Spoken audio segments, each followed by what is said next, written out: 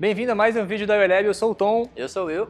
E hoje nós vamos falar sobre duas coisas que vocês podem fazer para dar um improvement na interface que vocês estão projetando. Duas coisas bem simples que vai dar aí uma melhora muito grande no jeito que vocês criam interfaces, né? Depois da vinheta a gente volta para falar sobre esses dois assuntos aí. Então vamos lá.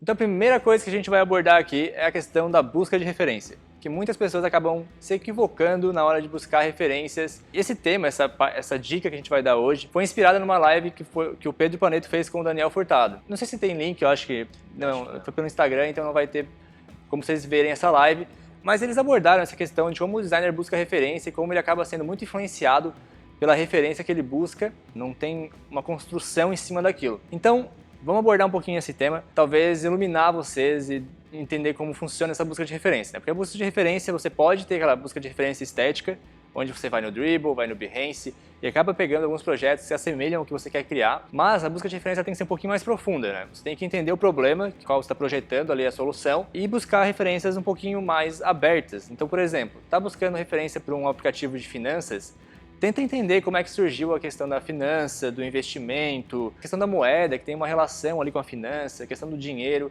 Vai buscando referência em outras áreas para começar a ter repertório para construir um produto que seja diferenciado e que não apenas copie a interface de uma referência estética que você acabou pegando aí em algum portfólio de algum designer que já passou por isso, né? Porque se você só faz isso, você vai no Dribbble, coleta referências, se inspira na referência e cria uma interface a partir disso, provavelmente você vai estar fazendo o que, sei lá, 80% dos designers fazem também.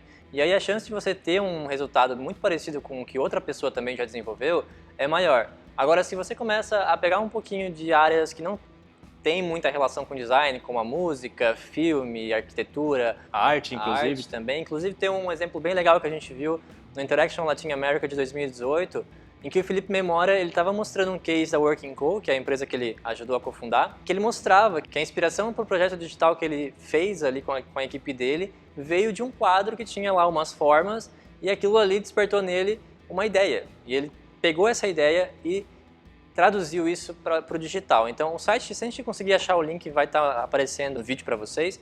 Mas é bem legal como ele conseguiu fazer essas relações, né, com arte e design digital. Eu acho um pouco difícil, eu já procurei essa referência, não encontrei, mas só dando um panorama visual como é que foi criado isso, né? O quadro ele tinha algumas formas geométricas coloridas, acho que era vermelho, azul e amarelo, as cores básicas, e era tipo retângulos um em cima do outro.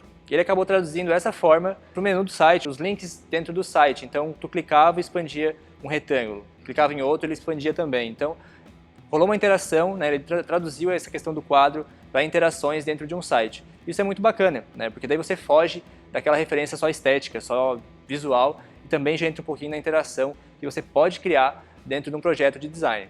Então é isso. A primeira questão é, se você quer melhorar suas interfaces, fuja um pouco da inspiração ali convencional. Vai buscar em outras coisas, em outras áreas, que provavelmente vai te dar insights muito mais valiosos e muito mais diferentes do que o que a maioria anda fazendo. Aí a gente vem para a segunda dica, né? Você buscou as inspirações, agora chegou na parte de criar. Então, essa é uma dica mais estrutural, né? Uma dica que a gente vai falar sobre os espaçamentos que você deixa na interface. É um negócio bem comum a gente receber interface, ou até visualizar interfaces, em que o designer não se preocupou muito bem com os espaçamentos. Ou ele deixou muito grande, ou ele deixou muito pequeno. E nenhuma das duas formas é boa, né, Tom? Porque muito espaço é ruim, pouco espaço também é ruim. Tem que ter aquele meio termo ali para equilibrar como os nossos olhos vão enxergar os elementos dentro de um projeto de design. Pode ser um site, pode ser um aplicativo, pode ser uma dashboard, qualquer coisa que envolva uma interface. A questão do white space, que a gente chama, né, do espaçamento em branco, é muito importante para ter o descanso do olho, quando você está interagindo com aquele produto, e também para entender cada coisa separadamente, né? Então, por exemplo, vamos pegar um site que é mais básico de exemplificar. A gente tem o header principal ali, né, a primeira dobra do site, por exemplo. A gente vai ter ali o título, descrição, talvez um botão. Aquilo ali forma meio que um componente, né? Um bloco. Então, eu deixo um espaço ao redor desse bloco e talvez trabalhe uma interface ou uma foto do outro lado. E também vai ter um espaço ao redor dessa foto. Em cima vai ter um espaço, embaixo vai ter o mesmo espaço, nas laterais vai ter um espaço. Aí eu acabo criando uma seção com todas as informações que eu queria E por causa do espaçamento que eu deixei entre os blocos dentro dessa seção, eu direciono o olhar do usuário para onde eu quero.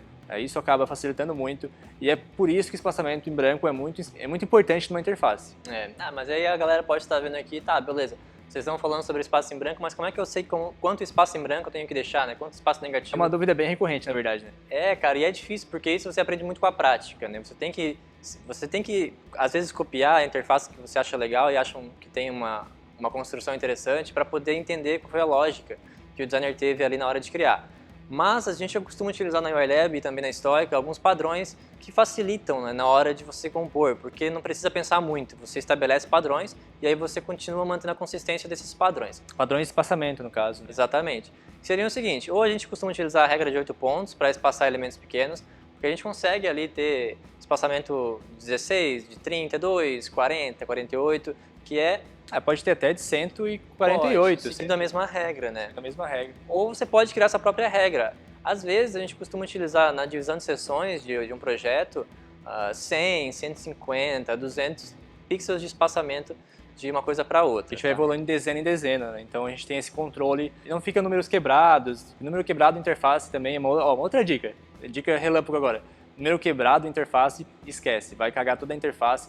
Talvez no código pode ter, não faz diferença, mas no aplicativo tem que ser números redondos. E essa dica também vale para tudo, tá? Não é só o espaçamento da composição ali, o espaço que está ao redor dos elementos. Entre os elementos também, tá? Ter esse espaço, esse respiro é super importante. E aí a gente costuma utilizar uma analogia que é muito boa, é uma analogia do mundo real, mas que faz você entender o porquê de é interessante e de ser necessário deixar esse espaço, esse respiro, né? Imagina a seguinte situação, você está dentro do metrô ou está dentro de um ônibus, sei lá, voltando do trabalho depois de um dia estressante, e esse ônibus, esse meio de locomoção coletivo tá cheio de gente, né? Você não consegue se sentir confortável, você não consegue abrir os braços, você não consegue se mexer. Nem respirar direito às vezes, né? Exatamente. Esse é o ponto, você não consegue respirar direito. E aí você vai começando a ficar meio claustrofóbico, você vai ficando meio, sei lá, oprimido, né? Agoniado de estar ali naquele lugar, né? Esse sentimento que você tem no mundo real é a mesma coisa que os elementos, provavelmente, se eles tivessem vida, eles sentiriam ali na interface, né? Na verdade, é o que o usuário sente ao encontrar uma interface que não respeita os espaçamentos. Também, isso aí. Então, assim, como você não gosta de sentir isso na vida real, no digital a gente também tem que ter essa preocupação de deixar esse respiro para que as informações tenham as suas relevâncias destacadas, né? A informação consiga ser lida de uma forma mais fácil e menos opressora, né? Então, acho que são dicas simples, mas que são complexas, porque você precisa de tempo de prática para conseguir entender quais são as relações. É verdade. Eu lembro quando eu aprendi essa questão de espaçamento em branco, eu trabalhava com design gráfico ainda, né? Eu trabalhei em algumas agências aqui na região. A primeira agência que eu trabalhei, o dono, inclusive Luciano, abraço, ele era muito exigente na questão estética. A agência dele era muito conhecida por causa disso, né? Porque ainda é, porque ele tem uma qualidade estética absurda, assim. E eu fui muito cobrado na questão do espaçamento. Eu criava as interfaces e eu não deixava esse espaçamento, porque eu não tinha esse conhecimento de por que era importante.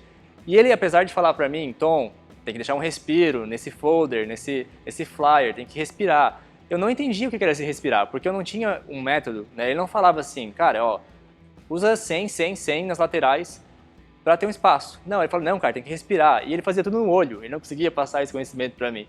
Mas, depois de muito tempo, levando tapaço na cara, eu aprendi que o espaçamento é importante e hoje eu trouxe esse conhecimento para a interface, né? Inclusive é uma das coisas que a gente mais bate na tecla quando a gente recebe layout para fazer review. Então, espaçamento em branco, sem desculpas, ele vai melhorar 80% a sua interface, com certeza. Pega uma interface antiga, onde você não tinha esse conhecimento e aplica agora, faz um redesign dessa interface aplicando o espaçamento em branco. Você vai ver uma diferença absurda nessa questão de ter uma qualidade na navegação, de ter um conforto na hora que você está navegando. Se você, por um acaso, continua, sei lá, depois das dicas, não conseguindo atingir esse nível de excelência na hora de construir interface, né, de espaçamento, de referência, e quiser uma consultoria particular, é só entrar em contato também, a gente tem esse serviço, e aí a gente consegue mostrar na prática para você como é que isso funciona, tá? O e-mail vai estar aí também na descrição para você, pode entrar no Instagram, enfim, várias formas de entrar em contato com a gente. São dicas bem simples, mas que a gente enxerga como essenciais, tá? Não adianta ser o melhor designer do mundo se não souber espaçar os seus designs, porque não vai resolver muita coisa, não. Também não adianta criar um projeto copiando coisas que já existem e aí acaba passando por plágio e não fica legal para nenhum dos lados, né? Então, questão de espaçamento é importante, busca de referências primordial, né? A referência ela não é só estética, ela tem que vir de outras pontas para criar um produto. E fica essas duas dicas aí para você não cometer esses errinhos que com certeza a gente já cometeu muito. Nossa, e hoje a gente passa esse conhecimento para vocês não cometerem por tanto tempo quanto a gente cometeu aí. Se você gostou do vídeo, deixa um comentário, deixa o seu like, ativa o sininho para receber notificação. É super importante pra gente, porque quanto mais gente ativa o sininho, ou dá like aí, ou comenta, mais esse vídeo vai ser espalhado pela comunidade. E você também pode fazer a sua parte compartilhando o link nos grupos de, sei lá, de Slack, de Discord, de Telegram, para mandar aí para quantos mais... para mandar aí para o mais... para mandar para o maior número de designers que você conhece. Ou envia só para um, que já vai ser uma excelente ajuda. A gente fica imensamente feliz e agradecido por você aí fazer parte dessa comunidade com a gente. A gente podia fazer um desafio, né? Envie para 5 pessoas e... Senão você vai morrer amanhã. A corrente. Galera, muito obrigado. Até o próximo vídeo. E é isso aí. Valeu. Falou.